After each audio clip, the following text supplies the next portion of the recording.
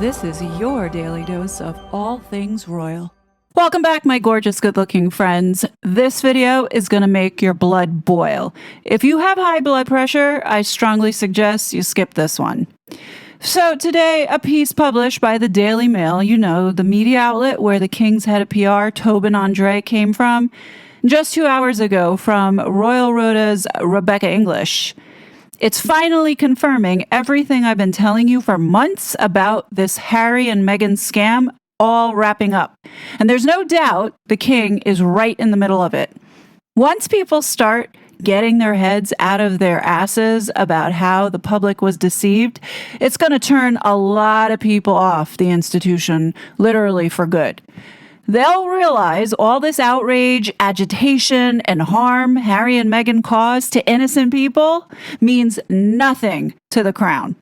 Let me walk you through this article so you can see exactly what kinds of games the palace is playing. Written by Rebecca English, it says, cast your mind back to the Sandringham summit of January 2020.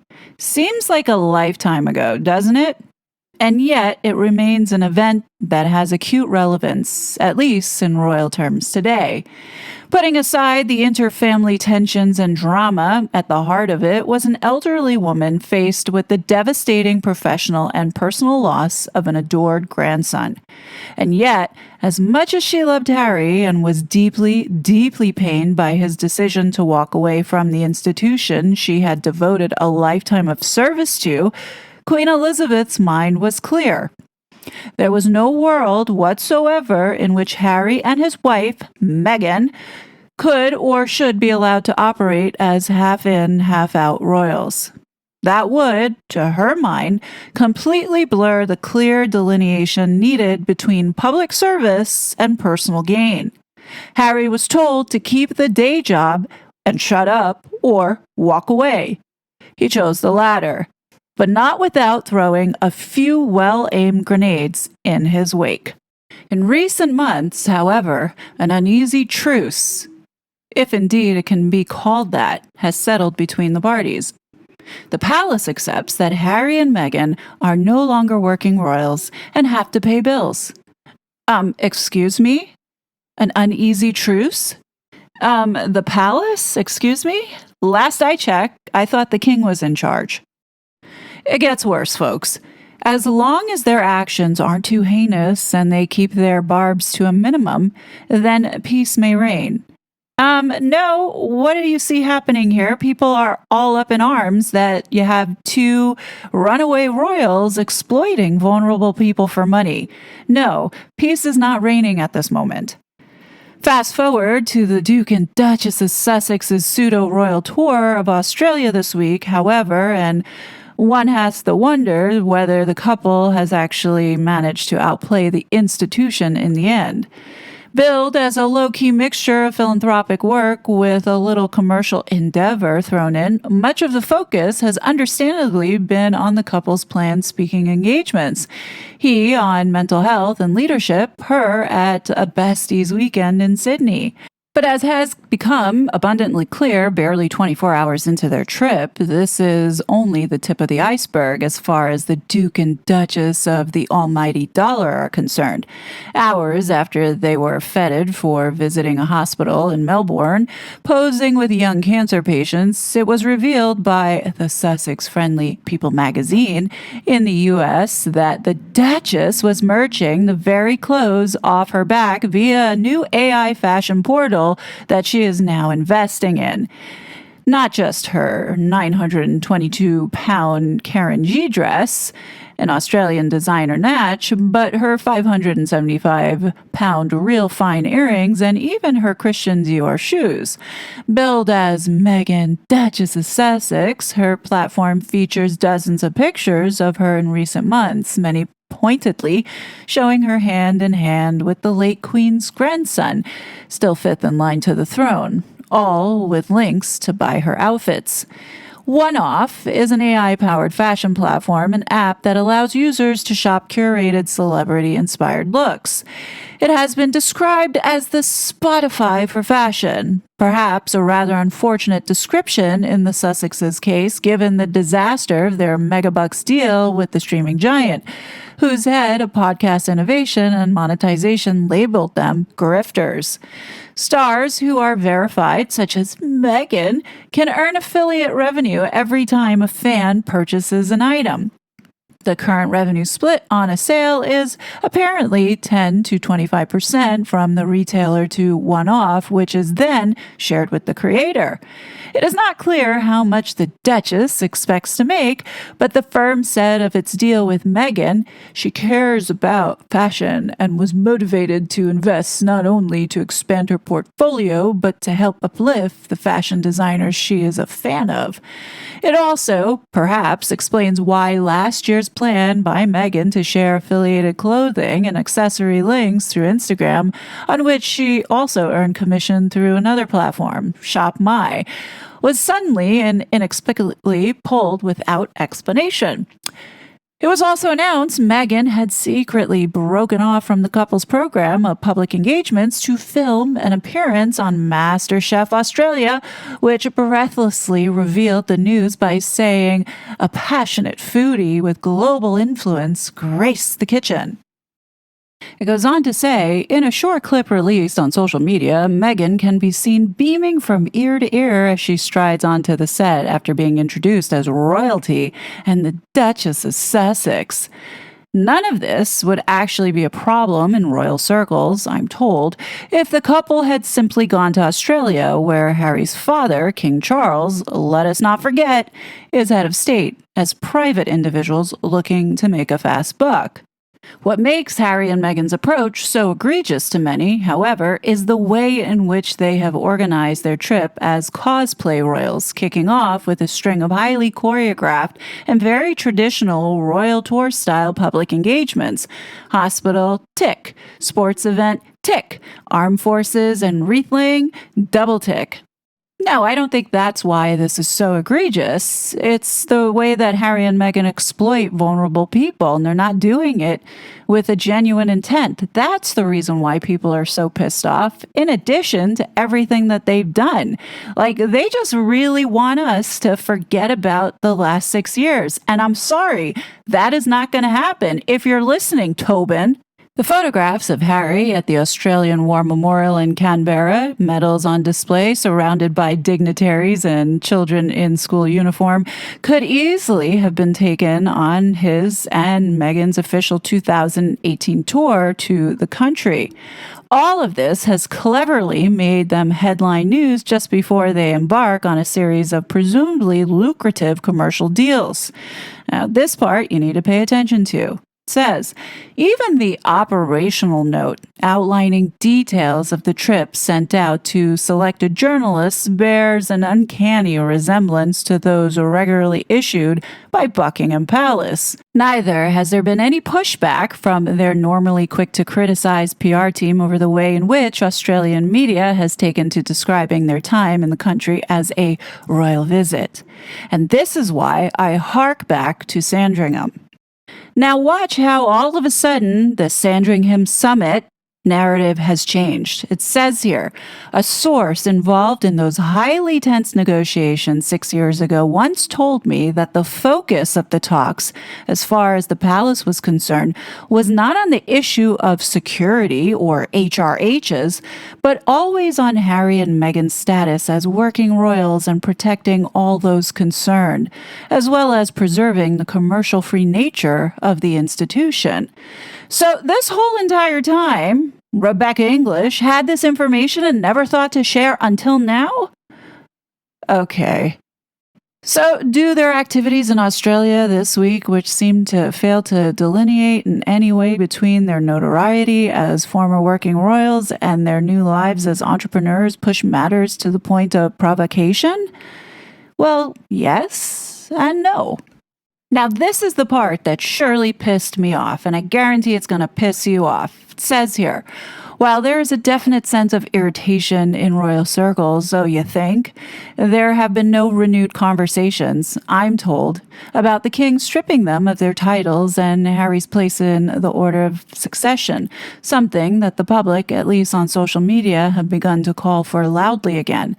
The palace fears any suggestion of defenestration would only add to the Sussex's sense of injustice, particularly given how long it took for the former Prince Andrew, who is currently being investigated over a serious criminal offense, to be stripped of his. It's clearly irritating, but the feeling is that the institution just needs to roll with the punches in order to keep moving forward. One source with knowledge of their thinking remarked tactfully. Another added, slightly more testily, I think the general public made up their minds about that pair a long time ago. Probably best to let it lie at that. Oh, okay. So now we're supposed to take this slop that likely is coming from the palace and now shift our minds from everything that we've gone through to just say, yeah, the Sussexes have to earn a living somehow, so, we'll allow them to do what they want as long as they don't come after the monarchy. We'll allow them to wreak havoc on humanity and exploit vulnerable people.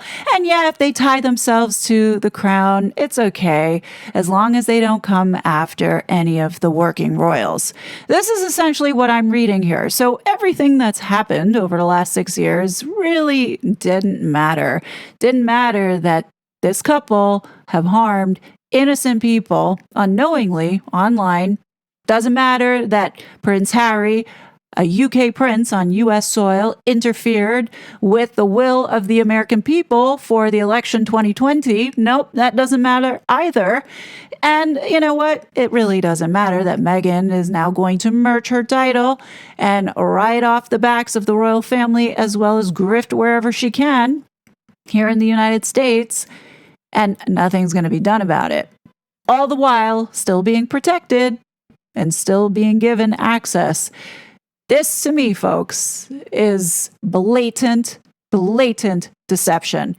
And the royal family, the monarchy, the institution, the organization is complicit with it. Let me go ahead and finish this article. It says, they may have been forced to walk away in abject humiliation that January.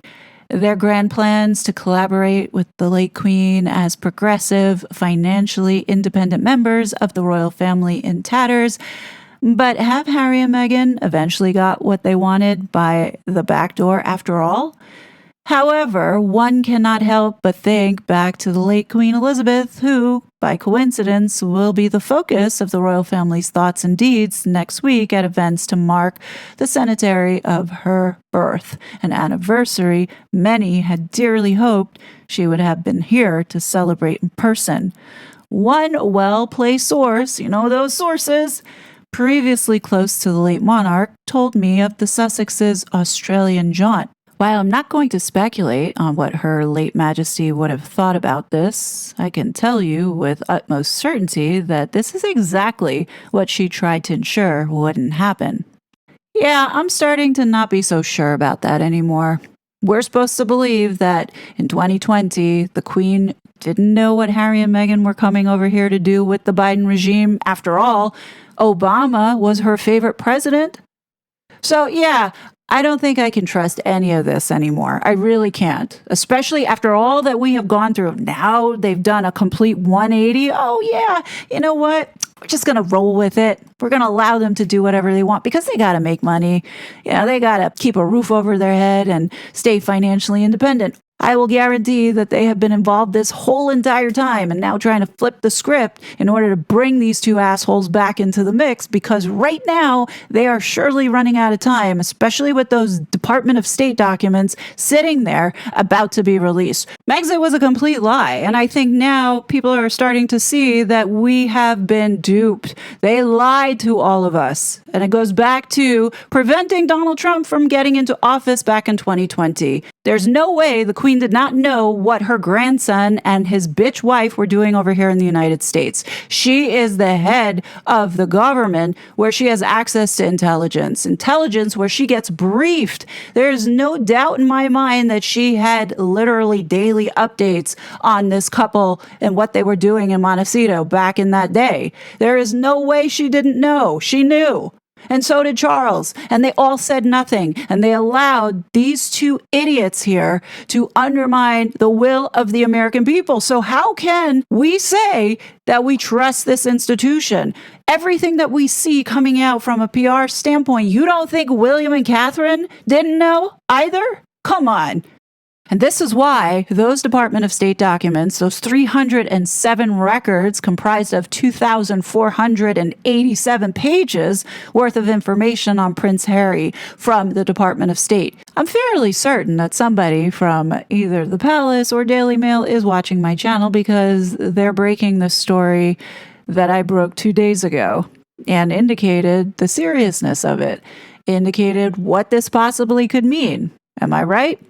So now we're going to see at least somebody trying to control the narrative and making this about, whether Harry lied on his application, on if he admitted to doing drugs or not.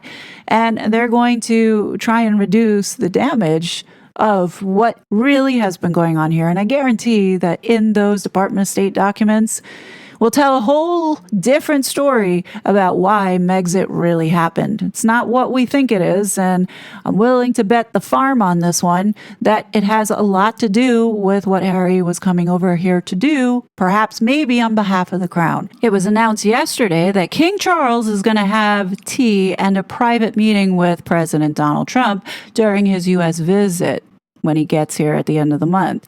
The British government hopes his quote-unquote soft power can heal a damaging rift between the allies caused by the Iran war. Well, I think it's not just the Iran war anymore.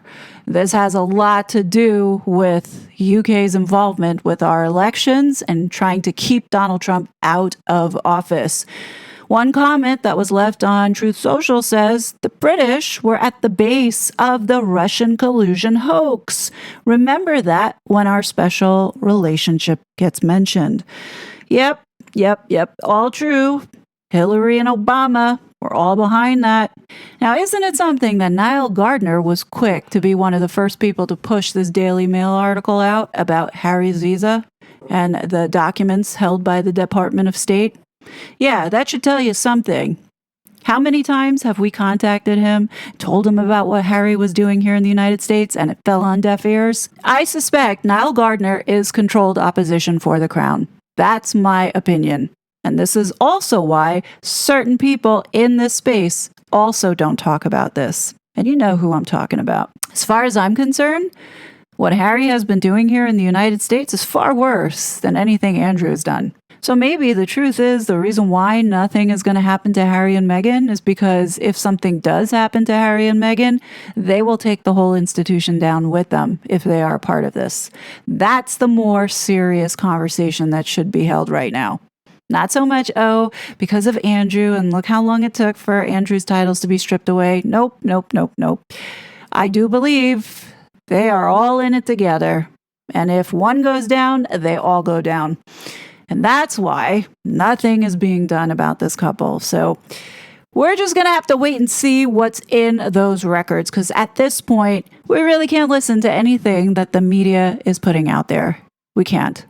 And it's going to come down to hard facts, and those hard facts are going to be in those official records. And that's the thing that we need to be focused on. And I think many of you that have been following me from pretty much the beginning are now seeing how we've been lied to.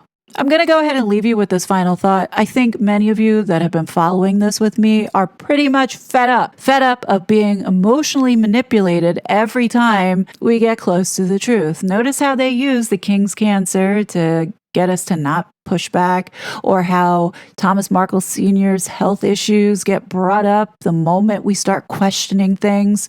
I'm at the point where I give zero fucks. I don't care. I want the truth, and this is not it. But what do you guys think? Definitely leave your thoughts below. As always, I will be back with more content. But until then, please be safe, and I'll talk to you later. Bye. It was such a fraud.